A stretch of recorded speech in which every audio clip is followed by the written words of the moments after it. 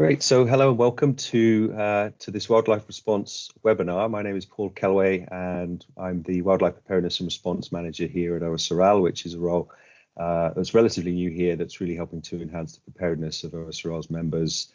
Yeah, I'm delighted to continue what's becoming a bit of a mini series of wildlife topics within the context of the OSRL webinars that have been hosted. So last week, CLARM, OSRL's technical advisor, was able to provide two presentations, one on wildlife response in general and one on some of the current services that are available to OSRL members through CLARM.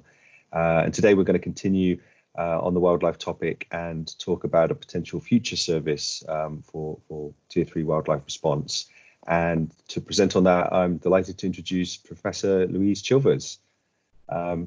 Just by way of introduction, say a few things. So Louise is the director of New Zealand's National Wildlife Response Team that's based out of Wildbase at the School of Veterinary Science at Massey University in New Zealand. Louise is a wildlife ecologist specializing in marine wildlife, seabirds and marine mammals, population biology, foraging ecology and conservation biology. As a director of the National Wildlife Response Team, Louise leads all aspects of preparedness and planning and research and response for wildlife in New Zealand, and also assists in increasing global preparedness.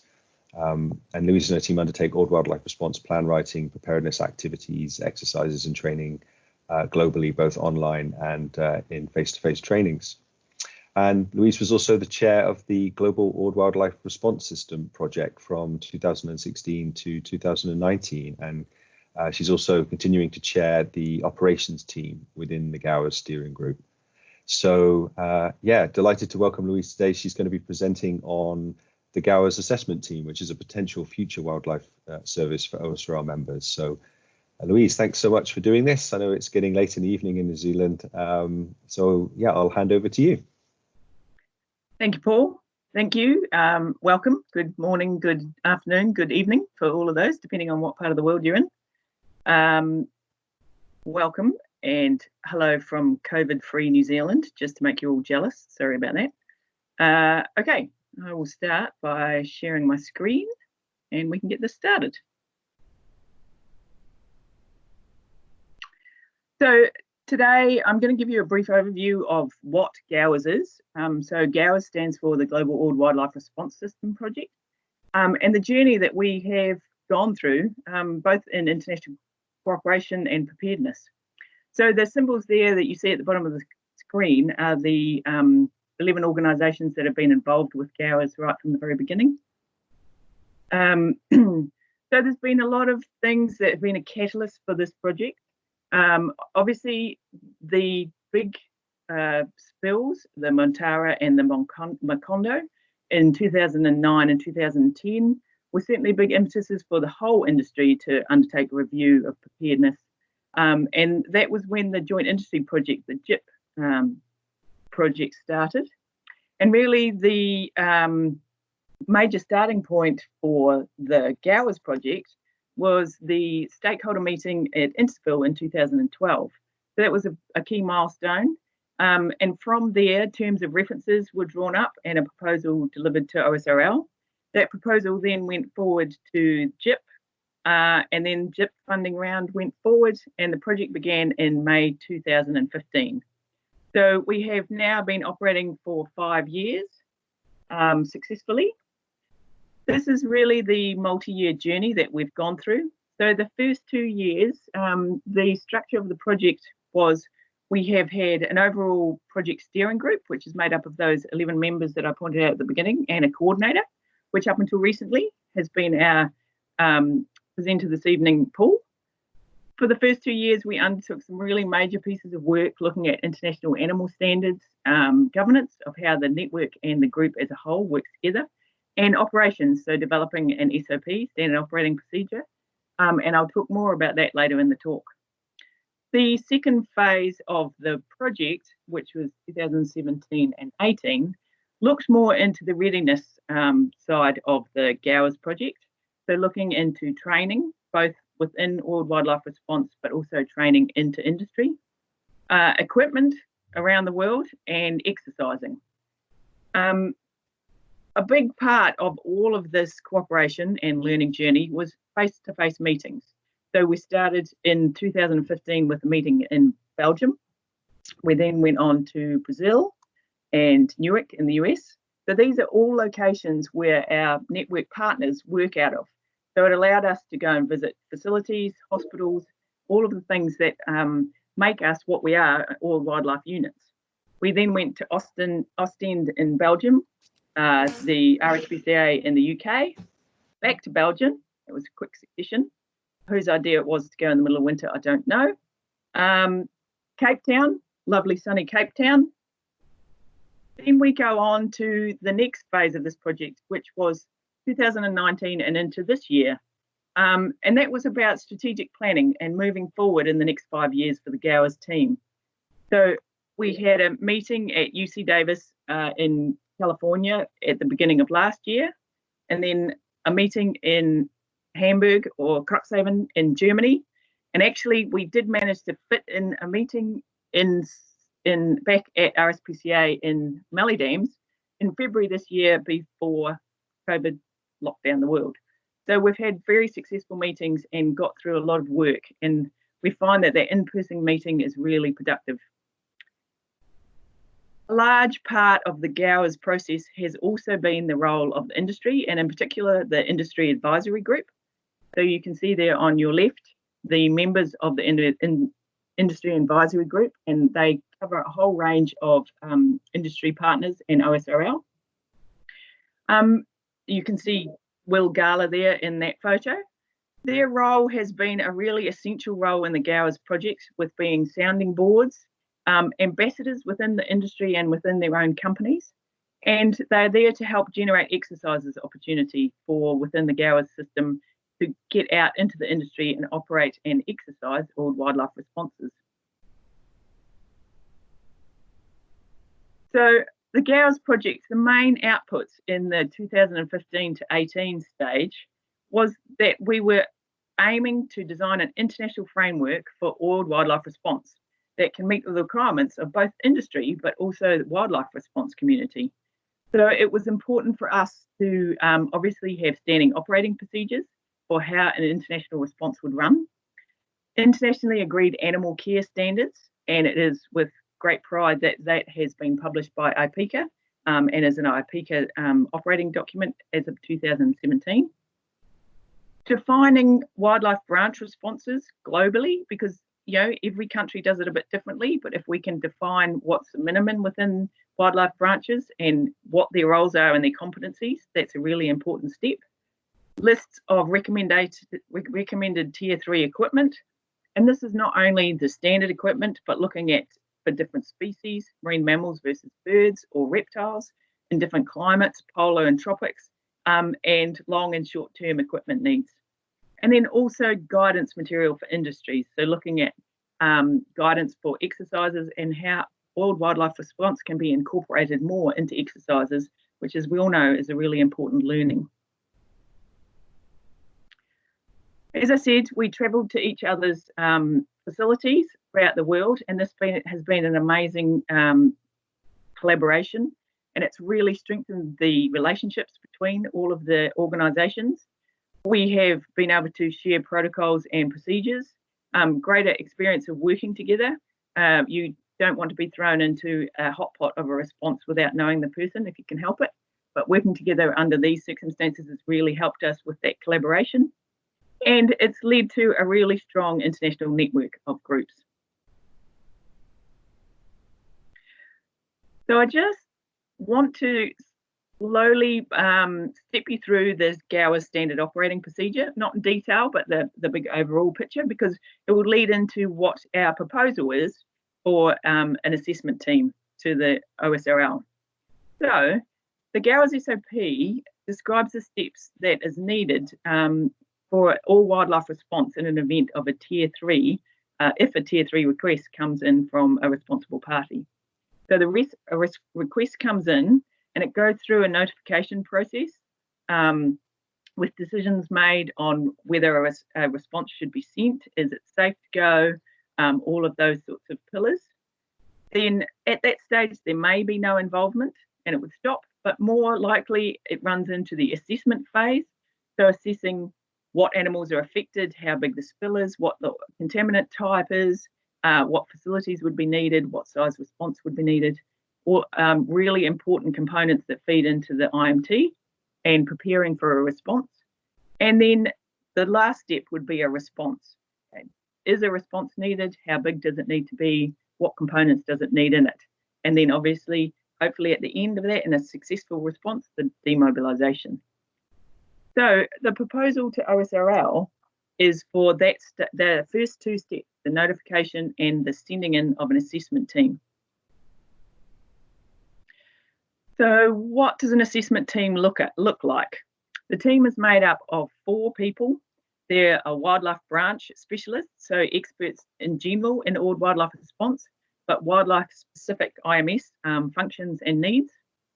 An incident specific specialist, so an expert based on the key details of that specific spill. So it could be a regional expert, a special environment expert, a veterinarian, or a species or taxon expert.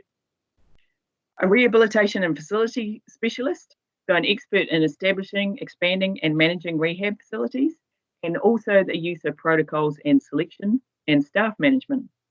And then also a field capture specialist. So those that are expert in oiled wildlife, reconnaissance, capture, stabilisation and transport. And these are all key areas that need to be established to understand what goes into a response, how big the response needs to be, and how it can be facilitated. One of the things that you'll see there in your left-hand corner is that an assessment team is not a response team. They do not engage with animals, nor in the response. They're there to initially get a briefing from the IMS on arrival, receive updates of scenario and reporting requirements, ensure things like there are government approvals. So who and how can wildlife be handed, what permits are needed, what protocols have to be followed, veterinarian decisions, are there in-country decisions on the criteria and whether euthanasia can be used, and involvement of local organisations and veterinarians. All of those things need to be understood. In the field, the assessment, identification and evaluation of what's in the field, who's out there that can help, what is the local workforce, where are the facilities, are there any existing or is there scope for temporary ones, the wildlife within the area and the scope and need for the help, and the scale of the challenges versus what is available locally. So those are all processes that the assessment team will go through. After the field mission, their output will be identifying local gaps versus what's the potential of the GOWRS global assistance needed. What is needed from international? Is it OSRL's equipment? Is it workforce?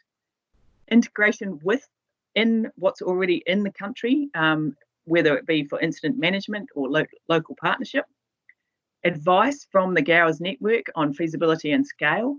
Can GOWRS deliver what is required and what is the scale of it? Advice to IMS, so on incident action planning, objectives, strategies, operation setup, all of those sorts of things, and determining the next steps. If an assessment team is demobilised, is a response team mobilised? And does that assessment team become part of a mobilisation process or a response process? So here you'll see the chart that we developed on what we consider an oiled wildlife branch would look like. So you have the oiled wildlife branch director, which is usually from the responsible party or the government, wildlife trustee. But then above the line, which sits in IMT, is planning and logistics, the deputy wildlife branch manager, which would be part of the GOWRS team. And then below the line, which is all in the field and facility, you can see a huge number of positions there that are needed. Reconnaissance and surveillance, hazing and deterrence, collection and transport, field stabilisation, the rehabilitation, which is obviously, as you can see from the chart, the biggest part of a response for oiled wildlife, and volunteer supervision. So the assessment team would be instantly taking on these roles and assessing what is needed in each of these roles and how can it feed up through the IMT and assist the response as a whole. They will also be looking at where's the workforce going to come from? Does it need to be international responders, or can it be your local resources? Because you look at that green box and see how much bigger that area is than the top half in the IMT.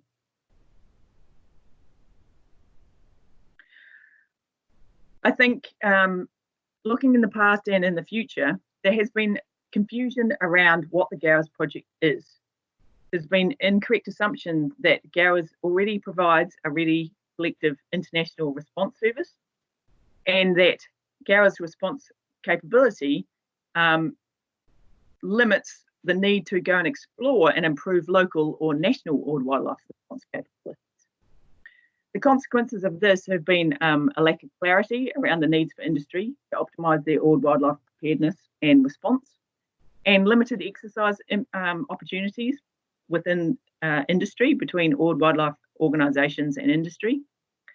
And GOWRS project is seen as an end point rather than the foundation of what is a long-term journey.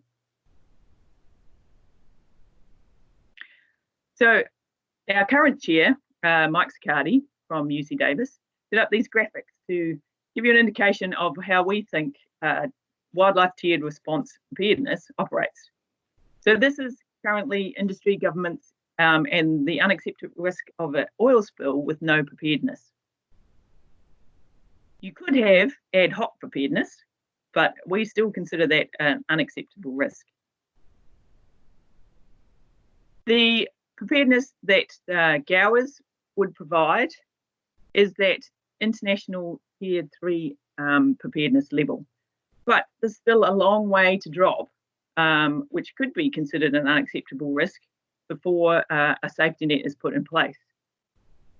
Instead, what we'd like to see is complete preparedness, which is tier 3 international, tier 2 national, and tier 1 local preparedness and responsibility. And therefore, this is not unacceptable risk anymore, and preparedness and planning has been put in place.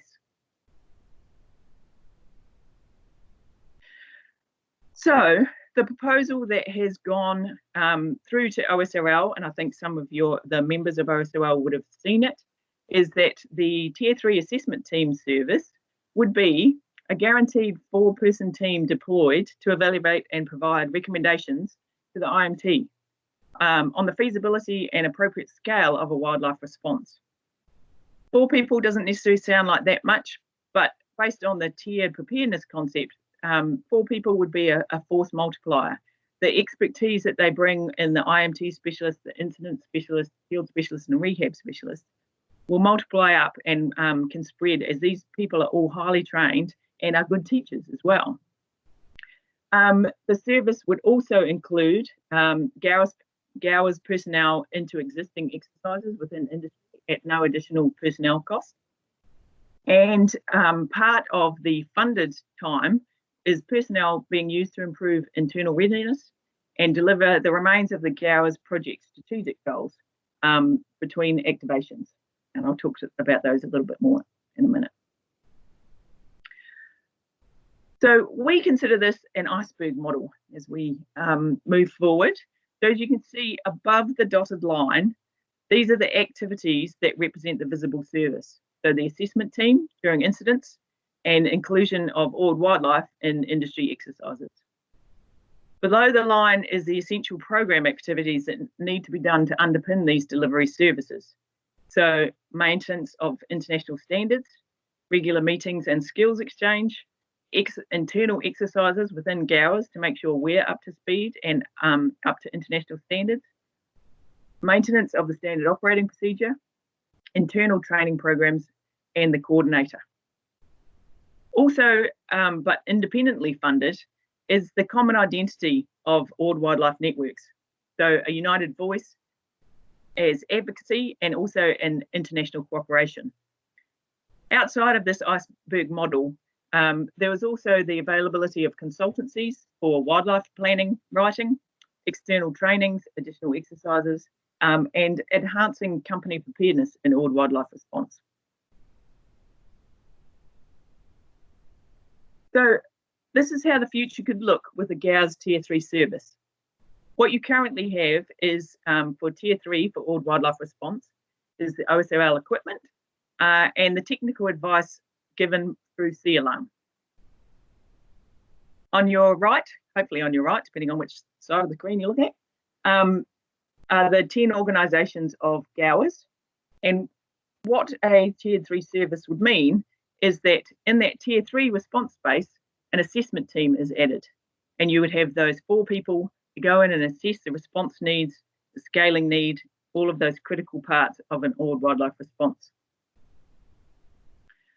A response, however, is still dependent on Tier 1 and 2, making sure that plans are in place, defining objectives, and training Tier 1 and 2 resources to be there in case. But again, this is part of the Tier 3 service because the assessment team would be able to bring this along, encourage it within country before an oil spill occurs. So the value proposition of a Tier 3 service through GOWRS is the reliability, so guaranteed mechanism to provide preparedness and response, mitigation, strength into area of vulnerability and exposure, that being all wildlife response, quality, you get the best professionals in the world and to enhance preparedness over time and establish a response correctly from day one, and integration in line with industry approach to oil spill response and working under the defined best practice principles. So we have made some really amazing, important achievements. International standards and structures, international cooperation, but we are not yet a Tier 3 response service, but could be if funded in the future. And I know Paul will have a few things to say about that at the end of this talk. What is the future? Establish a Tier 3 assessment service, work with industry as requested to develop Tier 1 and Tier 2 capacities, and continue to push strategic deliveries, training, exercising into the future. All wildlife preparedness is a long-term, multi-stakeholder exercise. It's not a short-term thing. So that was my very quick talk, probably. Thank you, and any questions? And that is all of the organisations within the GOWRS network.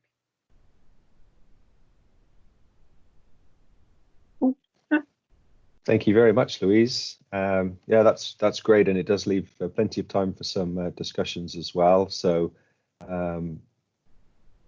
Louise, please feel free to keep your video on, and we'll take a few questions. So maybe I could just ask you to have a think about any questions you might have. Feel free to post those in the chat or raise your hand. What I would just say by way of an update, in addition to what Louise presented, is as Louise mentioned, that the GOWRS service proposal was submitted to the OSRL board at the end of last year and has been discussed at that board level. Obviously, with the current COVID-19 operating environment, there's been some postponement of decisions around that, but certainly there's strong interest in moving it forward. And I think the most likely route to operationalizing the service is going to be a supplementary service to OSRL's main sort of service level agreement services. So where we're at with that at the moment is essentially just assessing and determining what the subscription rates for that service would be, so that we can actually share that information with OSRL members, just to essentially gauge interest in potentially subscribing to that service, and certainly timelines, recognizing, of course, that there are sort of significant economic challenges in the current operating environment, but recognizing that wildlife response is certainly and will continue to be a priority for the future. We want to be able to at least make that service available to those that are interested in moving it forward. So so stay tuned for further updates on that. Hopefully coming sometime in the next within the next month. So with that, let's just open up for a few questions. So a question here, Louise, some very interesting deliverables described. Are they generally available? It's a question from Paul Gunter. Currently? Are they currently generally available? Yeah, are they available at the moment? The deliverables that you mentioned. The SOP is the wildlife standards are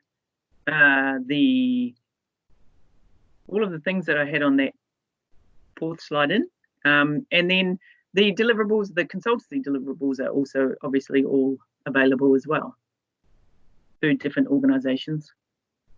Did that answer your question? I'll let Paul respond to that. Maybe just to add, and it's maybe an additional question, Louise, because it ties in with the SOP, which maybe you can elaborate a bit on this, because the SOP that's been developed is more an SOP for how the organisations themselves will actually operate and respond. And I understand there is work taking place now to actually develop an external SOP that would actually sort of complement that. So am I right in saying that that's the piece that will ultimately more likely be available to external parties, and maybe to ask you how that works? I mean, how that document will help members connect with the service. Right, absolutely. Thank you, Paul. Yes, the standard operating procedure currently is an internal document. So it tells us how we work together and operate a Tier 3 response, right from, as I showed in that picture, from the notification to assessment team to response and to team mobilisation. The external SOP will be showing how you access that group of people. So how the notification process works for you, what happens in the notification process, and what processes will go through with the assessment team.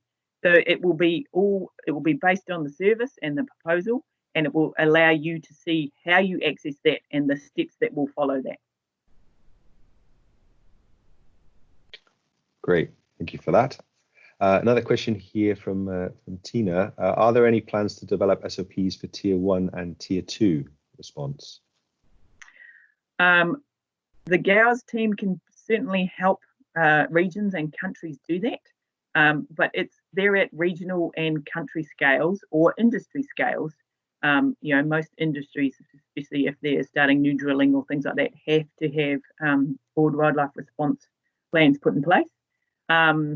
I write New Zealand's plans, so I can tell you we have 16 regional plans and a national plan, but that is encouraged at that level, so that there's an understanding at that level, rather than it being a Tier 3 response level.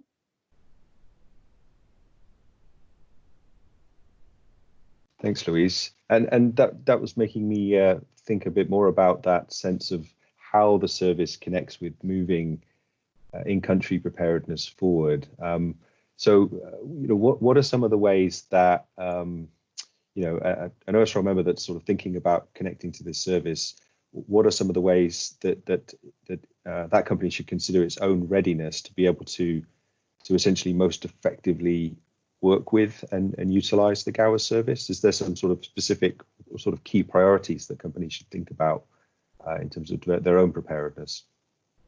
Yep, I think at high levels, it's you can start with a cross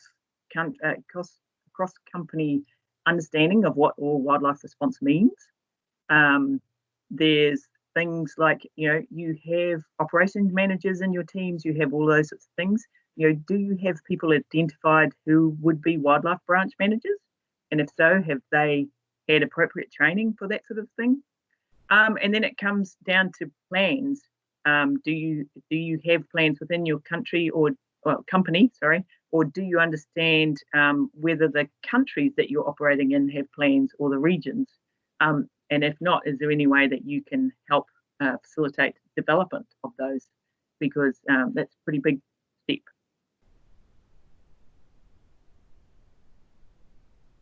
Great, thank you.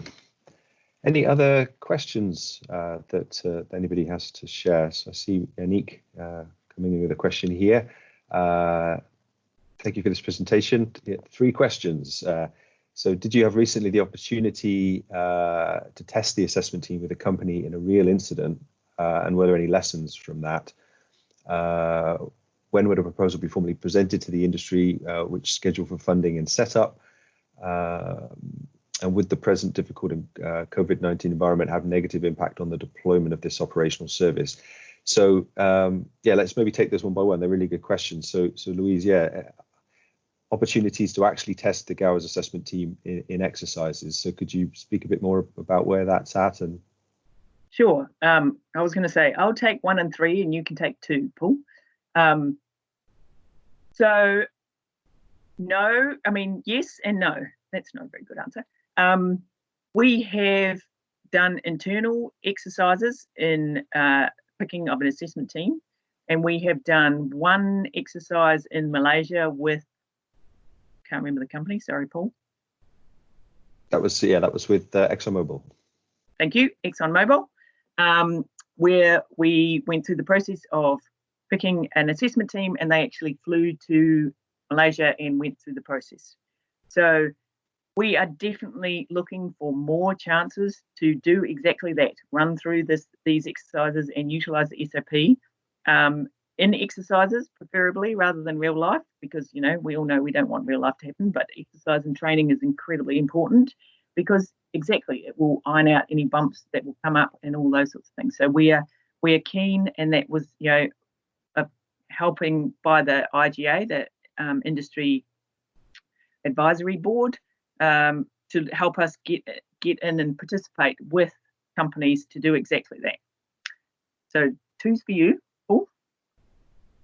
Yeah, thanks, Louise. And I think just to add to that one as well is that it is challenging, and I think some of the companies that perhaps have a, you know, if the in-country affiliate business unit is hosting an exercise, it might be challenging to actually have sort of the budgetary availability to actually bring in an international team. But I think firstly, you know, one of the things about this service is trying to build in available days for participation in those exercises, and certainly in the current environment, you know, the opportunity even to do that virtually, you know, is a great way to add value to exercises that you have going on. To address the economic piece, I think Yannick, absolutely, I think that's definitely going to be one of the challenges, is getting enough companies who are willing to sort of basically take that step of subscribing to this service to really get it off the ground. And so I think that's where we really have to essentially just assess, you know, where are companies at, you know, with their current operating environment, and sort of getting things back up and running after and during the pandemic.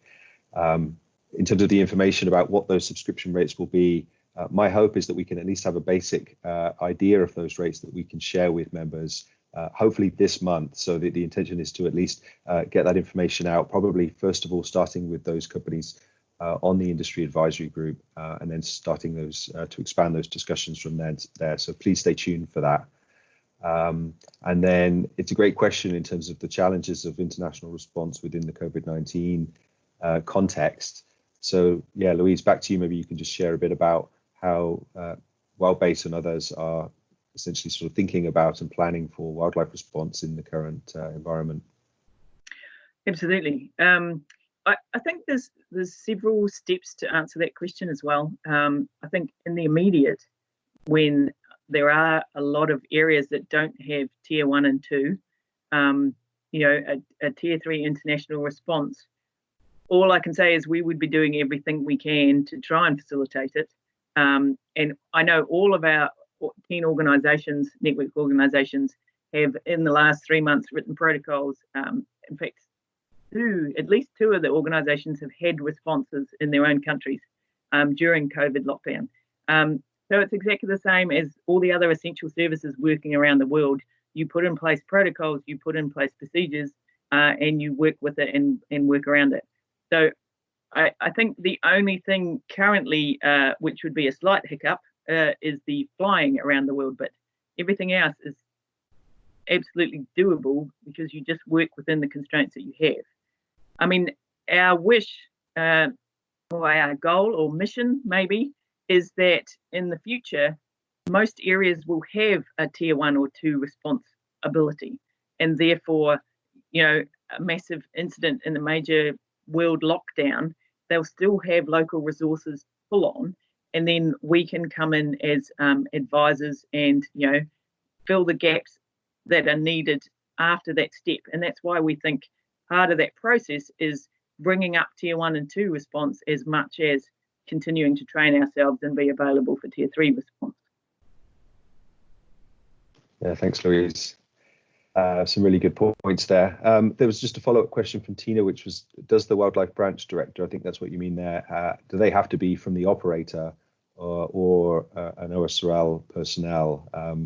So, I mean, Louise, I would certainly say in this sense, the idea would be that the companies actually have that role internally, because obviously they have the best understanding of their incident management system. Do you want to sort of elaborate on that from your perspective?